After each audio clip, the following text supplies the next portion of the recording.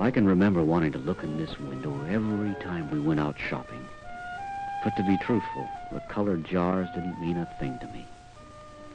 They were just bright colors. I was a lot older when I made my decision. I made my decision when I was a junior in high school, and our biology teacher took us to the science exposition at the San Francisco Medical Center. This man helped me make up my mind. I worked for him my last 2 years in high school, and watching the ways in which he was able to help people made me want to study pharmacy. I was all set to be an accountant. Maybe those colored jars did mean something to me, but not until I finished my freshman year at Berkeley. I was a chem major, but I wasn't sure what I wanted to do. And one day I just decided to see if these people could help me. They did. Chemistry and the biological sciences showed up as my strong aptitudes, and I decided to apply to pharmacy school. It began on a windy day in September. I learned later that all days are windy on Parnassus Hill.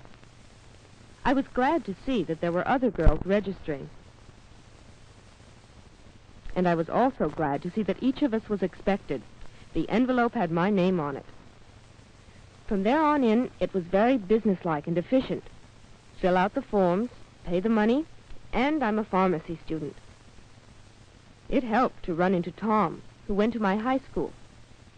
He's a junior now, and he told me not to worry. He'd made it the hard way. I sure did. Everybody says it's a tough schedule, but mine was worse. I didn't study enough in high school, or even in my first 2 years at junior college. My counselor said there was nothing the matter with my brain power. I just wasn't using my time right. It even took me a couple of extra summer sessions to make the grade and to pick up required botany and calculus. If I've got anything to say about going to a pharmacy school like this one, it's 2 words. Don't procrastinate. I spent my first 2 years glued to the books. I'll give you a quick rundown on the highlights of just one freshman week. After an 8 o'clock organic chemistry lecture, I end up with 5 pages of chemical formulas to make my very own. And still muttering them to myself while I take a coffee break. Forget chemistry for an hour and take histology lecture notes by flashlight while we see slides of cells and tissues. Same day, 6 o'clock. After a quick dinner in Millbury, start to study organic chemistry for the weekly quiz on Wednesday. Squeeze in a little micro in case there's a surprise quiz tomorrow.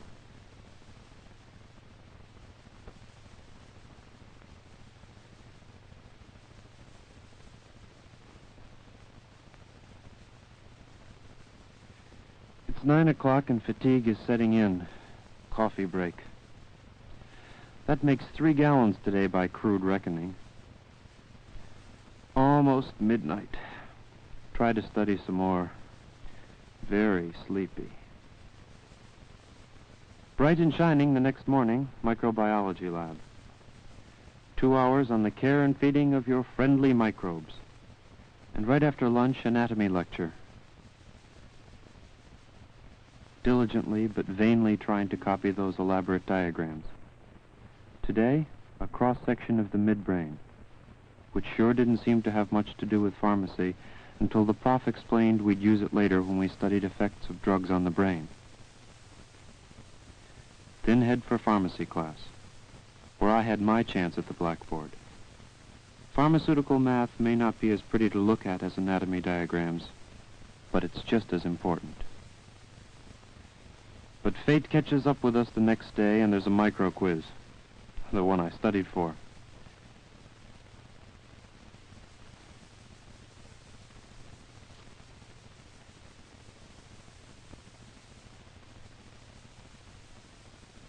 Then we run a test on antibiotic sensitivity, a procedure used to establish the effectiveness of drugs against an organism. When the plate is removed from the incubator, we look for areas of growth inhibition, the clear areas. The cloudy areas show that the patient's infection is resistant to strep, pen, and tetracyclines. And so back to the fraternity house and another night with chemistry and coffee. I don't know how much the coffee helped, but the studying sure did. The weekly chem quiz is always a tough one, because chemistry, I'm finding out, is absolutely basic to almost everything in pharmacy.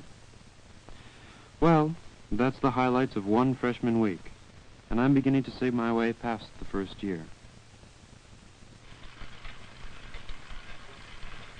By the time we made it to the second year, physiology lab turned up some interesting stuff, like the influence of exercise, our own, on metabolism, oxygen consumption, blood pressure, and heart action.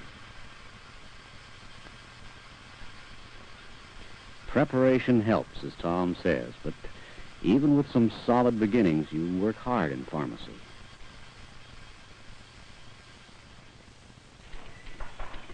And I finally make it to the third year. The dispensing lab made me feel I was on my way to a profession.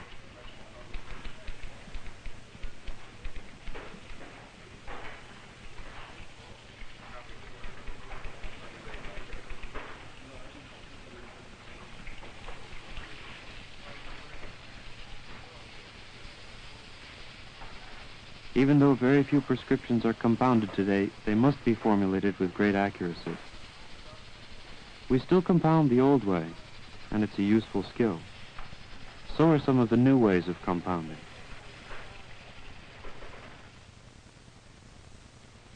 Even as a freshman, I felt I was on my way to a profession. Maybe because I'd decided on pharmacy when I was still in high school. I began to wonder, even then, what I'd do with all this education. Community pharmacy, research, teaching, hospital pharmacy, or this, pharmaceutical technology.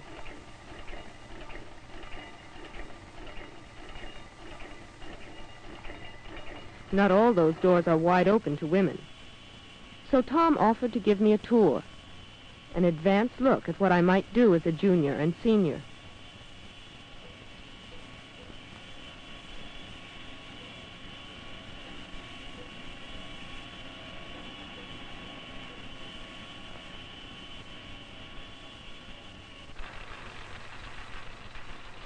I was amazed to find this right on campus.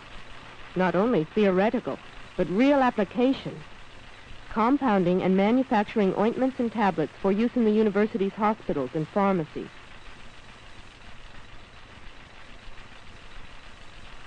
Even if I don't decide to go into technology, I could use experience like this.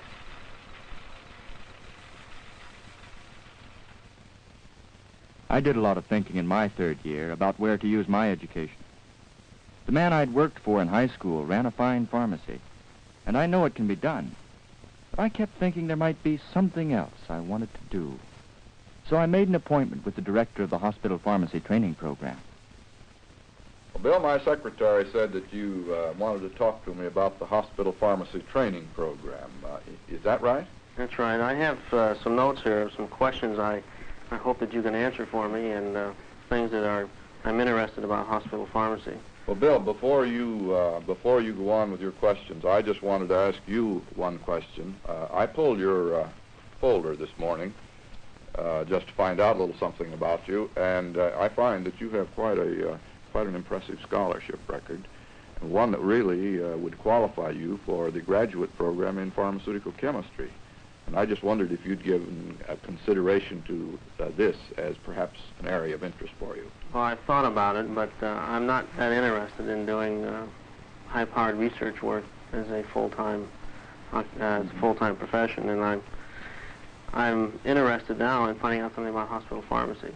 Okay, Bill, I just wanted to check this with you. Go ahead now and let's have your questions and let's discuss them. Well, I'm wondering, is there a need today for pharmacists that have been specifically trained for hospital pharmacy practice? there are going to be many excellent opportunities for people with special training in hospital pharmacy. And I'm sure that those who have specialized training, who have the scientific background that people like yourself do, will find real good opportunities. Dr. Brody, our education here is one that prepares us to exert some evaluation of drugs and drug control. Is there any opportunity in hospital pharmacy practice to do some of this activity? An individual has to be able to work with the medical staff, and this is purely on a scientific and a professional basis. These people will come into the pharmacy, they may call, or there may be other types of contact. And another place where they work with the medical staff is in the Pharmacy and Therapeutics Committee, which is a committee of the medical staff. And in addition, the nurses of the hospital come in for consultation and for information about drugs, and the interns and house staff of the hospital are constantly coming to the pharmacist for information, in which the pharmacist uses his education and training. Another area I'm interested in is an area of writing or doing literature search in the library. And is there any opportunity to write articles for a hospital pharmacy bulletin or any conferences that I might be able to participate in? We publish regularly, as you probably know, a hospital pharmacy bulletin, and we will give you every opportunity to make contributions to that. And I personally would like to encourage you sometime during your training period to write at least one or maybe several papers that might be suitable for publication in one of the national pharmaceutical journals. I think you have the background to do this, and I'd like to encourage you to develop this kind of talent. Bill, I would just like to suggest to you that if you are interested in our hospital pharmacy training program, that you would stop by the dean's office and pick up one of these forms, which we require those that are interested to fill out. We will be making our appointments to the intern class probably in March, and we would like to have your declared intent on file at an early date. I certainly appreciate your coming in, Bill. It's been nice talking with you. And thanks very much. And if you have any additional questions, why, please feel free to come in and talk to me. Now, here are some things that I have marked some pages in there that I think maybe you'll be interested in reading in your spare time. Okay, I think I'll go down. I stopped in the dean's office to pick up the application blanks and then rushed home to tell my wife about the interview. My wife taught school until the baby came, but now I've got a lab assistant job. So today, we celebrated my paycheck and my decision by going shopping for some clothes for our son. Seems as though babies outgrow clothes before they wear them out. Well, the colored jars have come back into my life.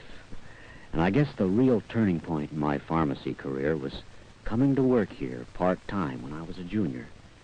Here I seem to get a chance every day to apply what I'm learning in school. For instance, today, just at closing time, a nurse came in. She had a list of supplies for the office, vaccines and injectable solutions.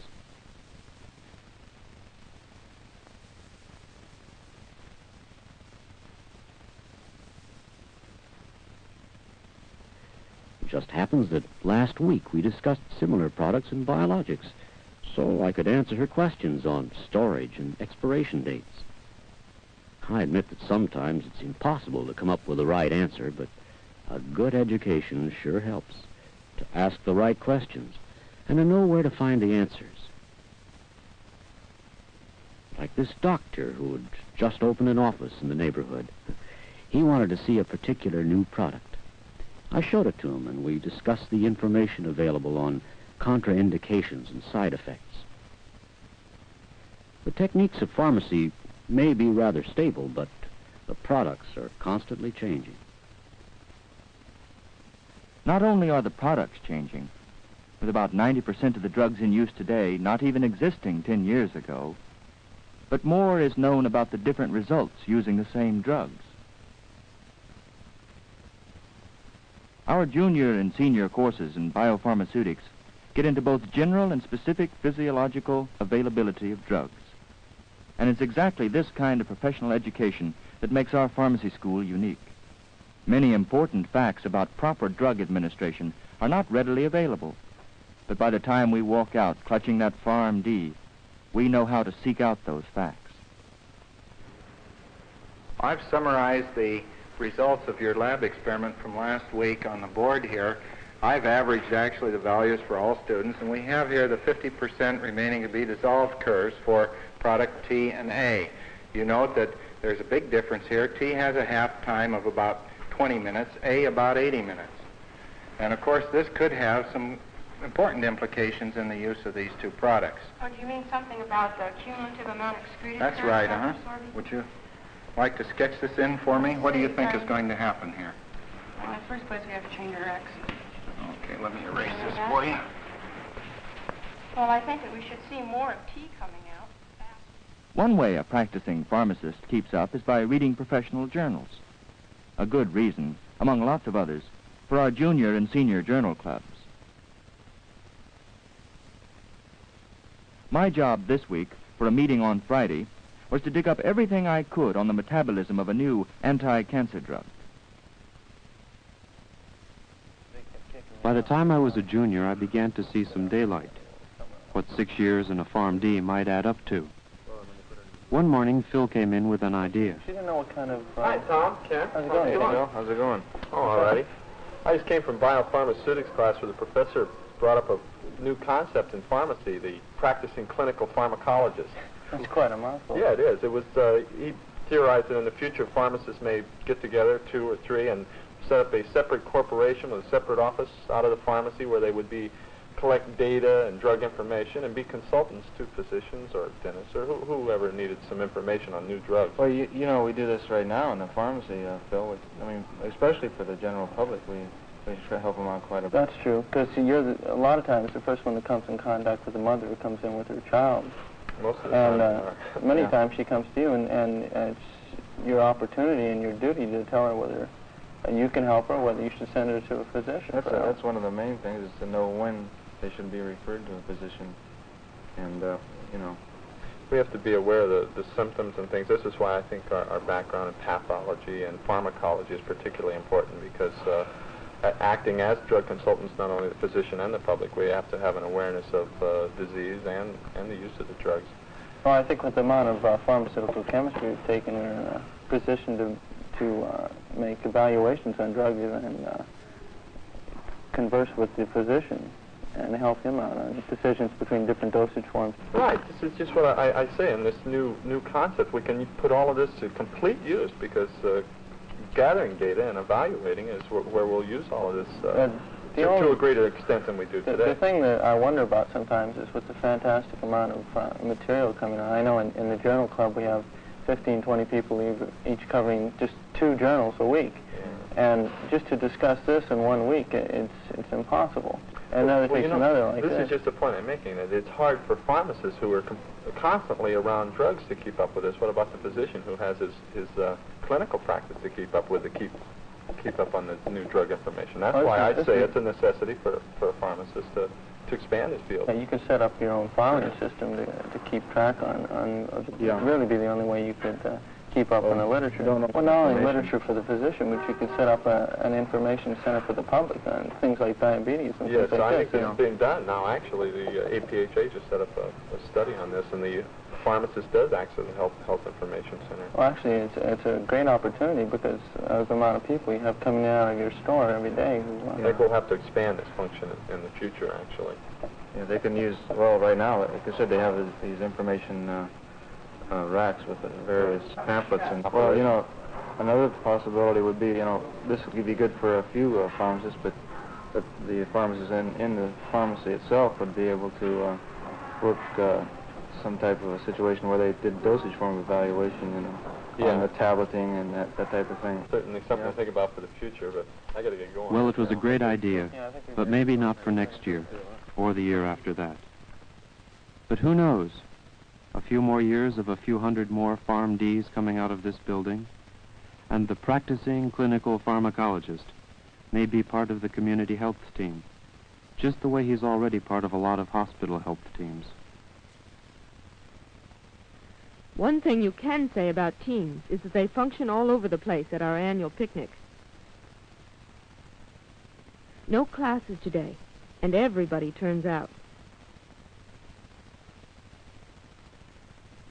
I guess you could say that the picnic is a student tradition, even if the faculty does all the cooking.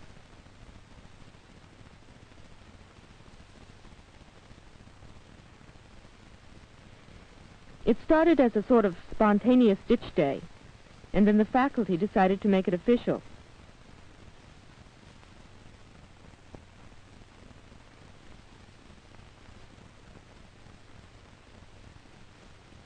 We eat and talk and eat some more and play games or watch. But the next day, business as usual in the hospital pharmacy, where I seem to spend most of my time since I decided to make this my career.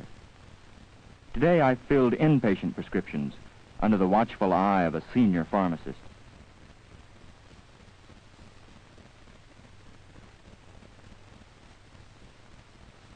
After he okays what I've done, I load the floor cart.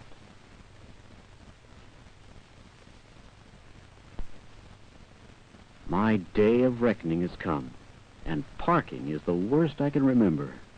But I find a place, and wonder if I really do know everything I think I do about bugs and worms and parasites and fungi. The parasitology practicum is the last big exam before commencement. And if you haven't got it cold, there's no use guessing.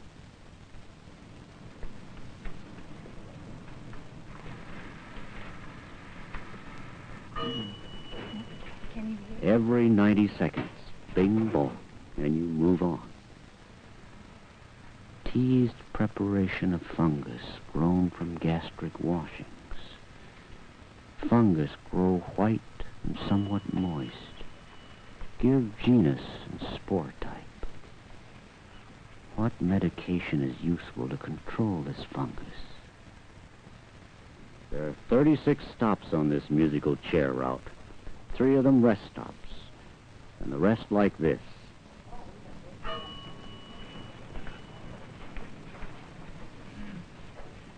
Arthropod, known as an important cause of necrotic arachnidism.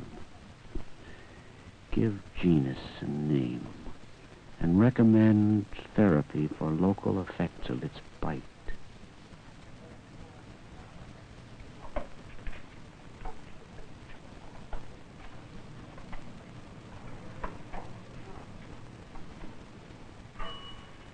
Oh, well, onward. 4 years don't last forever, although sometimes it seems that way. They end here on the roof of Millbury Union, with banners and flags and speeches and family and friends.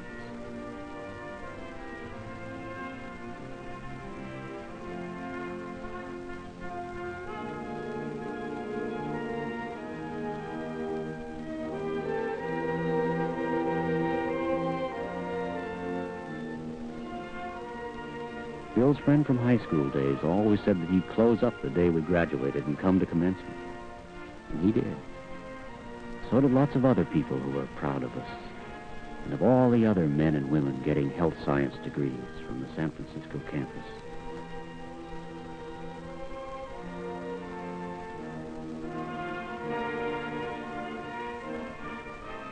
But the word commencement doesn't mean the end.